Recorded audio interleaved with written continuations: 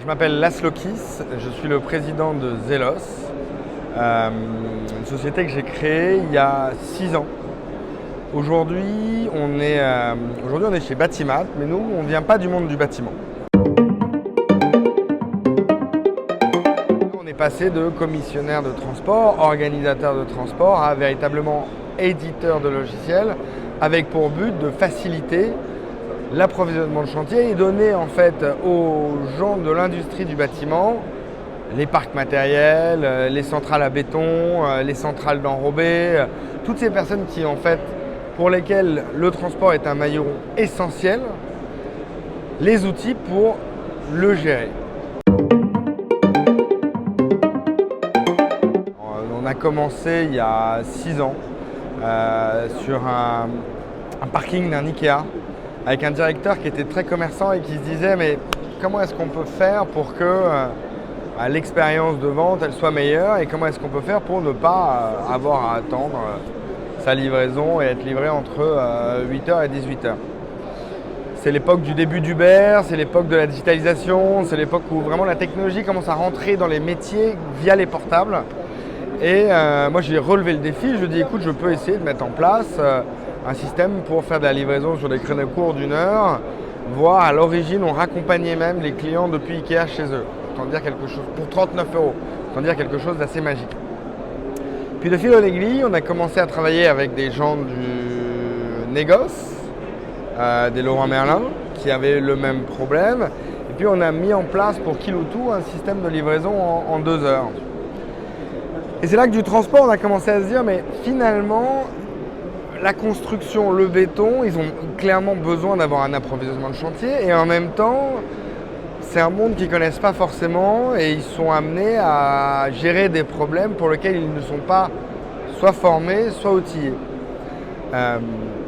Nous, on a continué ce qu'on appelle être un commissaire de transport, puis petit à petit, on a avancé. On est passé de 1 à 160 magasins qui utilisent notre service. On a fait plus d'1 million d'euros de chiffre d'affaires en 2019 sur cette activité.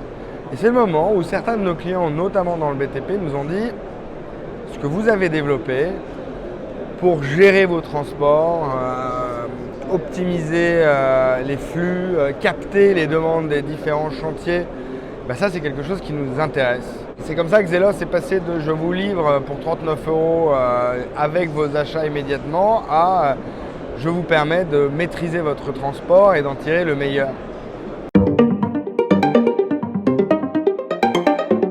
Aujourd'hui, on a la chance d'être accompagné par l'accélérateur de start-up d'Île-de-France, qui est Wilco. La BPI nous a permis aussi de financer la recherche et développement, parce qu'on est dans un métier où même si c'est une application pratique, concrète, il y a beaucoup de recherche et développement, puisque les briques existent, mais pas pour l'industrie du transport. Et on a des actionnaires privés qui nous accompagnent depuis le début. Nous, on s'est dit, il y a plusieurs types de problèmes quand on est confronté au transport. Et on a tous une expérience où on est livré. Donc on sait la pénibilité de ne pas savoir où ça en est, la pénibilité d'appeler quelqu'un et d'avoir aucune idée parce que la personne n'a pas aucune réponse, parce que la personne n'a pas de réponse. Et alors, on s'est dit il faut qu'il y ait de la traçabilité, que ce soit dans la récupération des données, que ce soit dans le suivi, que ce soit dans l'état finalement de la commande, parce que la livraison c'est un process. Il faut que toutes les étapes se passent bien pour que le process se passe bien. Après, il y a une question de communication. Comment est-ce qu'on fait pour que les bonnes informations aillent aux bons interlocuteurs, les chefs de chantier, ceux qui attendent leur matériel, ceux qui attendent leur béton, ceux qui attendent leur enrobé. Et ça, en tant que particulier, on l'a moins, mais en tant qu'entreprise, on l'a beaucoup. C'est de quelles données ai-je besoin pour faire en sorte que mon opération soit la plus efficace possible.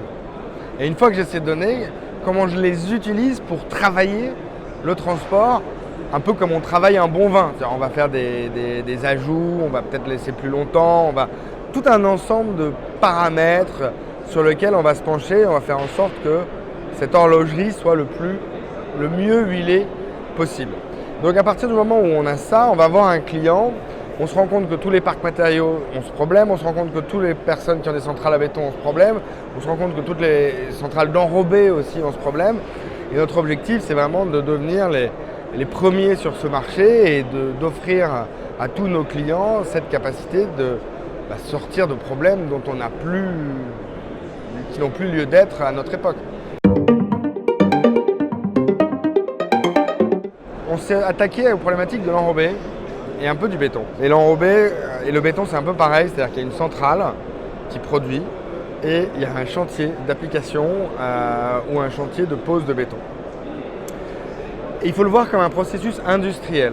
Et le maillon en fait qui permet de faire que ce processus soit le plus fluide possible, aujourd'hui, c'est le camion. Donc il y a 2 points, il y a l'organisation du camion, l'organisation des plans de transport, et comment on peut les optimiser. Et après, il y a la traçabilité et la réactivité et le suivi. Et je pense qu'on est au début de ce travail. Aujourd'hui, on fait très bien la traçabilité. On arrive à donner aux bons interlocuteurs les bonnes informations. Je pense qu'il y a toute une branche sur comment mieux organiser le transport.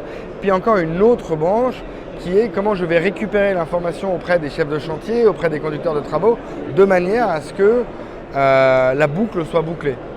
Et que de l'origine jusqu'à la fin, on puisse avoir une visibilité à la fois claire, transparente, efficace, facile à obtenir, parce qu'on est quand même dans des métiers où le digital est en train d'être apprivoisé pour tous ces acteurs. Et donc, moi, l'objectif, c'est de continuer à travailler et de monter dans la chaîne et d'étendre aujourd'hui l'enrobé le béton, demain, qui sait, la traçabilité des terres.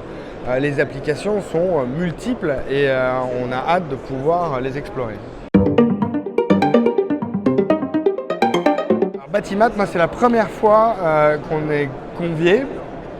D'ailleurs, on remercie Impulse Partners de nous avoir offert la possibilité de participer à ce salon.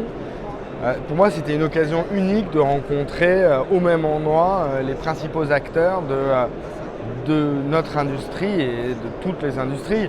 Comprendre ceux pour qui il y a un enjeu, ceux pour qui il n'y a pas d'enjeu, ceux pour qui on peut être efficace, ceux pour qui on peut pas être efficace. C'est aussi rencontrer les autres membres de l'écosystème de la construction tech. C'est créer du lien parce qu'on est quand même dans une industrie où l'humain est avant tout primordial et c'est quelque chose qui nous plaît chez Zelos parce que c'est une de nos 4 valeurs, c'est l'humanité avec la persévérance, la sérénité et l'audace.